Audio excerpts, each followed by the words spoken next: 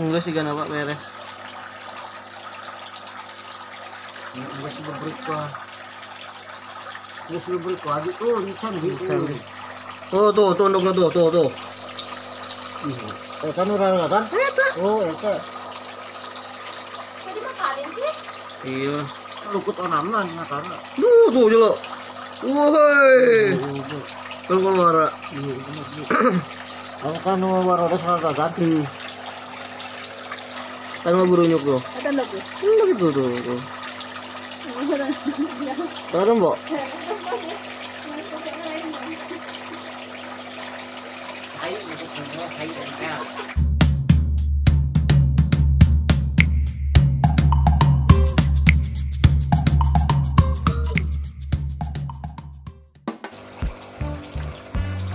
Hai, assalamualaikum, balik lagi bareng saya Robi Ovafatur.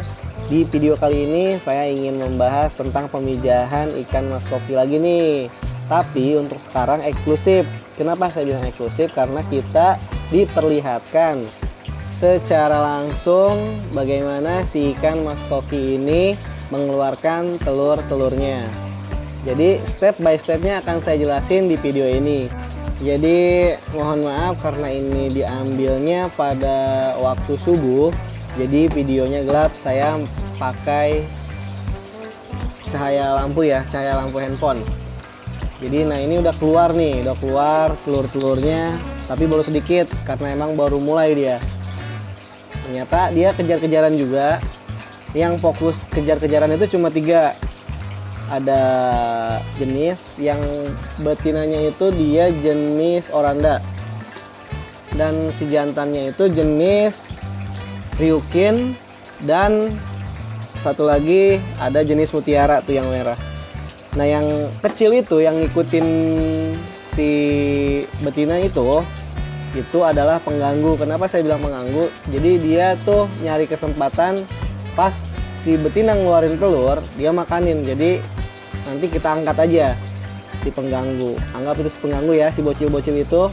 Karena ini langsung di kolam, nggak dipindahin. Jadi kita angkat aja si bocil-bocilnya. Emang nggak ngabisin si telurnya. Sebenarnya nggak sampai habis gitu. Cuma kan lumayan gitu kan. Harusnya kita bisa memperoleh telur banyak. Tapi karena ada si bocil-bocil itu, dia sempat makanin juga kan. Sayang juga ya. Jadi kalau misalkan emang ketahuan, mending diambil aja. Kecuali kitanya nggak ketahuan gitu. Biasanya emang udah pada nempel di paranet kok, nggak ada masalah. Jadi ini saya pakai 2 media. 2 medianya apa? Yang tenggelam itu saya pakai paranet. Yang di atasnya itu saya pakai eceng gondok. Sebenarnya pakai paranet aja udah bisa. Cuma ini cuma pemicu pemancing aja. Jadi saya pakai eceng. Nah kita usir-usir aja yang kecil-kecil itu tuh. Kalau emang kelihatan, jadi nggak masalah kok meskipun si ikan kita kolamnya kobok-kobok apa segala macam, nggak akan membuat si ikannya itu stres ataupun berhenti memijah. Jadi nggak ada masalah mau kita angkat si paranetnya ataupun kita angkat si eceng gondoknya ke atas, nggak ada masalah sama sekali untuk si ikannya. Jadi siapkan dulu ember. Jadi hampir sama yang kayak kemarin juga, cuma ini prosesnya ya. Minggu kemarin kan saya udah jelasin tuh yang pakai paranet, tapi ini prosesnya. Jadi kita ambil embernya. Nah, embernya itu diisi air, airnya harus tetap air kolam ya. Nah, kita angkat. Jadi kalau misalkan emang kita ngelihat, sekiranya emang misalkan di eceng gondok ataupun di paranet itu udah banyak, alangkah baiknya kita pindahin aja langsung, nggak apa-apa. Jadi nanti kita masukin yang baru gitu. Kita pindahin kalau misalkan udah banyak, karena apa? Sayang kalau misalkan didiemin aja di kolam. Jadi sayangnya kenapa? Nanti bocil-bocil nyamperin makan-makanin si telur-telurnya dong. Jadi alangkah baiknya kalau misalkan emang banyak, kita ambil aja, kita pindahin. Jadi selalu cek. Ini kan bocil-bocil kan, dia kan nyari kesempatan buat makanin telur-telur yang ada di paranet. Kita cek perlahan aja, santai aja kita cek. Jadi harus selalu cek cek semua media yang ada di kolam. Kayak ini contohnya, saya lagi cek eceng gondok, cek secara memutar keseluruhan. Dan jika ada ikan yang mendekati, kita diam aja dulu. Jadi berharap dia nyemprotin si telurnya ke eceng yang kita pegang. Jadi kalau misalkan pas dia lagi nyemprot nyemprot telur ke eceng, nah itu bisa dipastikan si eceng itu udah dipenuhi sama telur. Jadi kita pindahin langsung ke bak untuk penetasan. Jadi alangkah baiknya selalu dicek, selalu dilihat, selalu diperhatikan. Nanti pasti ada momen dimana si ikan mas koki itu menyemprotkan telur ke eceng yang kita pegang. Karena yang ini udah disemprot, jadi alangkah baiknya kita pindahin. Jadi kita lakuin itu berulang-ulang sampai si media itu penuh dengan telur. Jadi nggak harus, kita jangan bosan-bosan untuk cek ya. Kita jangan bosan-bosan untuk cek media. Siapa tahu dia udah bertelur, daripada sayang dimakanin lagi. Jadi kita mending kita pindahin lagi ke tempat penetasan. Jadi untuk sementara kita cek-cek aja dulu. Jadi stepnya cuma gitu-gitu doang. Dan kalau misalkan ada ikan-ikan yang kecil, si bocil-bocil ini kita usirin dulu, kita pindahin atau pindahin ke tempat yang lain, itu juga lebih bagus. Nah, jadi saya akan selalu cek media-media yang ada di kolam ini. Jadi saya akan ambil lagi medianya, karena itu ada tuh yang di pojokan. Sorry ya gelap, karena emang ini masih subuh. Ini tuh masih sekitar jam, pokoknya ini pas udah beres subuh aja. Kita ambil lagi medianya, kita pindahin ke sebelah sini agar diceknya lebih enak lagi gitu kan. Jadi di atasnya itu eceng gondok, jadi pas dia nyemprot ke atas, si telur yang nggak nempel di akar eceng gondok itu bisa nempel di paranet yang bawah, yang bagian bawah. Sebenarnya juga dia kalau misalkan nggak pakai ini pun, dia akan tetap menempelkan telur di media yang kita sediain seperti paranet ataupun yang lainnya. Pokoknya tempat-tempat yang sudah kita kasih media di kolam. Jadi ini akan berlangsung terus-menerus sampai dia berhenti kejar-kejaran. Sebenarnya nggak akan lama sih sebenarnya. Yang saya udah pelajari itu biasanya kan emang setiap subuh ya, mereka tuh ngeluarin telur dan berhenti setelah sekitar jam 7 pagian. Jadi kenapa saya rekomendasi kalian buat cek telur di pagi hari? Karena kalau misalkan emang kalian bangunnya pagi gitu, telur udah pasti ada di situ. Kalau misalkan itu untuk hal mudahnya ya. Kecuali kalau misalkan emang kalian ada waktu di rumah dan pas subuh udah bangun gitu, kalian bisa cek di luar kolam kalian gitu, di luar rumah. Kalian bisa cek, kalian bisa perhatiin. Di situ dia ada proses pemijahan di subuh sampai sekitar jam 7 pagi dia berhenti. Jadi selalu kita cek. Nah, selalu kita hindari nih yang bocil-bocil nih. Dia tuh seneng banget makanin ikan yang udah keluar. Nah, lihat. Ini kan penetasan pertama nih. Jenis ryukin tuh. Jadi mending kita pindahin aja daripada ngeganggu, kita pindahin aja ke ember dulu. Daripada nanti si telur habis dimakan sama mereka. Jadi kan karena dia kan nggak fokus sama ijah ya. Jadi yang fokus itu cuma 3 tadi loh, yang indukan tadi. Jadi selebihnya itu mereka cuma ikut-ikutan main-main aja atau makanin telur yang udah dikeluarin. Nah ini dia belum mutasi juga ya warnanya, tapi punduknya udah kelihatan, jenis ryukin juga. Jadi kita masukin aja. Selalu kita perhatiin. Nah lihat tuh, yang kecil-kecil pasti ngikut. Jadi pas kita ambilin juga susah banget, larinya kencang-kencang. Kalau yang kecil itu yang masih umuran sekitar 3 bulanan atau 4 bulanan itu dia emang masih kencang buat lari. Tapi kita ambilin aja. Kalau misalnya emang kelihatan kita ambil, kita pindahin ke tempat yang lain karena biar mereka nggak ngeganggu prosesnya gitu ya. Jadi lanjut, kita langsung aja pilihin lagi si ininya, media-medianya. Kita cek lagi apakah ada telur atau tidak. Pokoknya selalu cek, nggak usah bosan-bosan ngelihat paranet, nggak usah bosan-bosan ngelihat eceng gondoknya. Terus kita cek agar kita nggak kecolongan. Nah, kalian bisa lihat nih, tuh mereka buang telurnya itu sembarangan. Kalian bisa lihat ini di lumut. Bentar, kita fokusin dulu. Nah, di lumut itu yang kecil-kecil itu telur. Nah, kalian bisa lihat itu telur. Nah, kita kalau misalkan gini susah dong buat mindahin, jadi otomatis ini kebuang. Nanti juga dimakanin lagi nggak apa-apa, nggak ada masalah. Yang penting nanti yang tertinggal di dalam paranet ataupun ada di eceng gondok itu, dia tetap bisa kita ambil. Jadi standby, liatin aja terus, perhatiin. Jangan lupa ada kopi, rokok buat nemenin. Karena lumayan juga kan, nunggu 2 jam juga kita bisa habis kopi segelas sama ngerokok gitu ya, kalau misalkan untuk kalian yang ngerokok. Nah, di sini eksklusif ya, saya bilang eksklusif karena kita bisa diperlihatkan dia pas ngeluarin telur, ngebuang, cara mereka ngebuang telurnya seperti apa. Jadi ini di sini ada videonya, kalian bisa lihat. Nah, nanti sebentar lagi dia akan buang telur berantakan. Jadi sebenarnya kenapa kita harus ngasih media ya gitu, mereka tuh sebodo amatan buang telur seenaknya. Nah, ini kalau misalkan dia ngegebes gitu, artinya dia ngebuang telur. Nah, bisa kalian lihat, nah itu yang turun ke bawah itu telur-telurnya. Jadi mereka buang telur gitu-gitu aja. Jadi kan karena ada paranet di bawah, jadi nempel di paranet. Ini si bocil kita pindahin lagi nih, ngeganggu aja.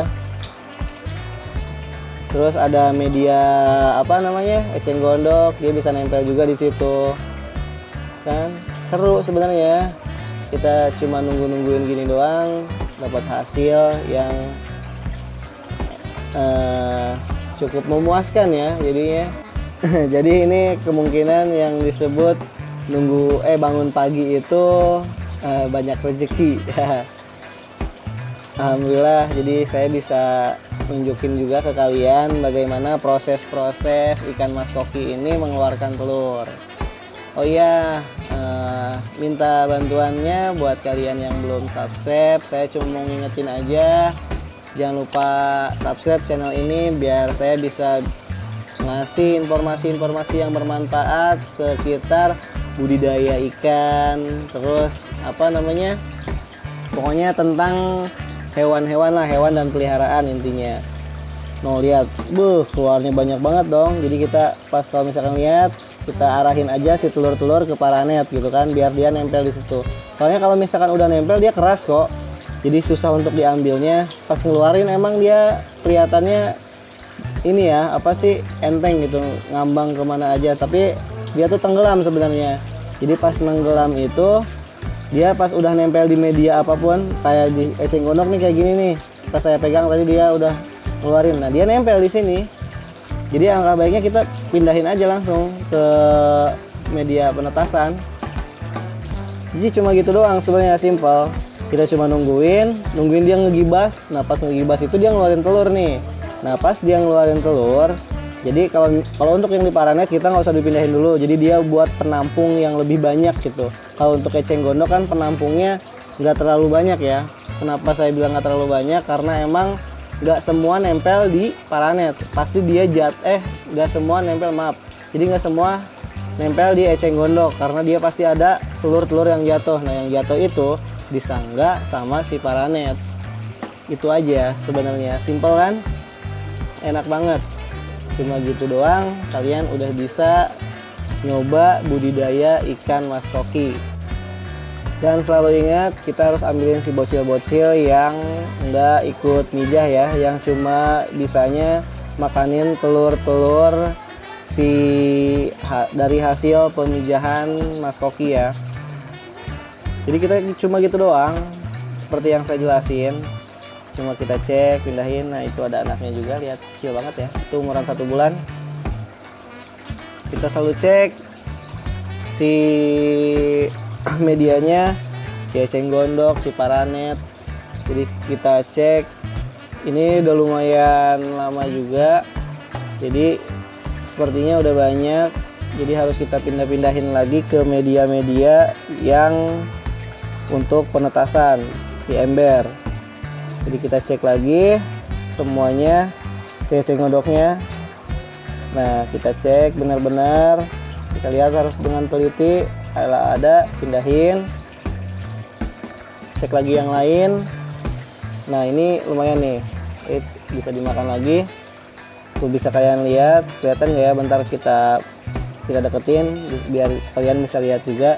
Nah ini telur-telurnya, lihat jari saya. Nah ini telur, tuh telur semua, ini telur.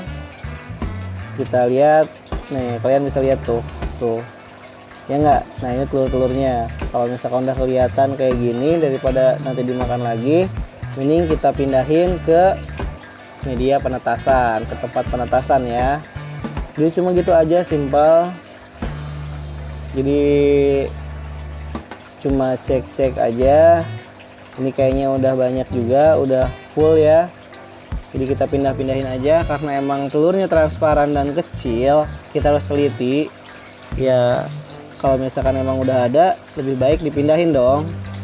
Nah, kalian bisa lihat tuh, dia nempel kan, tuh kan, kelihatan kan, nempel. Kita pindahin aja ke sini. Untuk selanjutnya nanti kita dibiarkan aja sekitar 2-3 hari, biasanya dia udah menetas, dan hari kelima itu dia udah bisa gerak-gerak. Nah nanti pas dia udah bisa gerak-gerak, baru kita pindahin ke tempat pembesaran. Jadi itu doang, simple banget, nggak ada yang sulit sebenarnya. Kalau misalkan emang kita mau belajar dengan serius, kita dengan teliti belajarnya, semua bakalan mudah gitu. Jadi kalau misalkan emang yang lain udah penuh, ambil lagi yang baru biar dia mengeluarkan telur-telurnya ke yang baru. Nah ini udah pagi ya, ini udah sekitar jam 6 pagi, matahari udah kelihatan dan media juga udah lumayan banyak, udah saya pindahin. Si bocil-bocil juga udah diambilin, meskipun gak semua, cuma dia udah agak besar juga, jadi kita ambil lagi. Paranet-paranetnya kayaknya dia udah mulai kejar-kejarannya juga udah mulai lemas ya. Jadi mending alangkah baiknya kita ambilin aja si paranet-paranet dan media-media yang lainnya. Kayaknya ini juga semua udah ada telurnya lagi, daripada nanti habis dimakanin lagi sayang. Ya mending kita pindahin aja ke media untuk penetasan. Jadi kita angkat semuanya ke media penetasan, dan nanti akan saya perlihatkan bagaimana saya menaruh telur-telurnya di mana. Jadi yang kalian penasaran, terus ikutin sampai habis. Ini kayaknya udah full telur juga, jadi mending kita pindahin daripada nanti dimakanin lagi. Karena biasanya ikan mas koki ataupun ikan-ikan yang lain, namanya dia udah bertelur, biasanya dia udah pasti lapar. Kalau misalkan dia udah berhenti telur, dia pasti langsung nyari makan, dan yang ada makanannya itu ya itulah telur-telurnya lagi yang dimakan. Jadi kayaknya ini udah beres semua, kita angkatin aja semua media. Jadi kita angkatin semua dan langsung ke proses akhir, proses penjemuran. Lihat ini usia sebulan lebih, sekitar 2 bulanan itu kalau nggak salah. Jadi kita angkat aja si medianya, sama aja ngangkatnya kayak tadi aja, nggak usah takut nanti telurnya burung apa gimana. Yang penting dia ada di tempat penetasannya dan nggak disatuin sama ikan yang lain. Jadi khusus untuk penetasan aja sampai dia netas. Jadi gitu aja ya. Caranya gampang banget dong, kalian pasti bisa praktekin ini di rumah. Ambil semuanya, paranetnya juga kita ambil, kita biarin dulu tuh. Jadi gerakannya juga udah lemas kan, udah nggak kayak tadi subuh dia kejar-kejarannya benar-benar gesit gitu kan. Dan ini juga saya cek paranet, ini udah ada ya. Terus sebagian dia udah bertelur di sini. Bisa kalian lihat, tapi emang kecil sih ya, namanya baru dikeluarin itu telurnya warnanya bening, belum terlalu putih. Jadi kalau misalkan udah kelihatan ada seperti ini tuh, kecil banget, biarin aja dulu. Si ikannya juga udah lemas, kita angkat aja ke media untuk penetasan. Kita angkat semuanya ke bak yang lain. Jadi buat kalian yang belum paham dan ingin ada yang mau ditanyain, silahkan komen di bawah. Nanti kalau misalkan saya sempat pasti saya bales. Jadi kalau misalkan sebelah mana nih yang kalian gak paham, kalian bisa tulis di kolom komentar di bawah. Nanti insya Allah jika saya sempat pasti saya bales.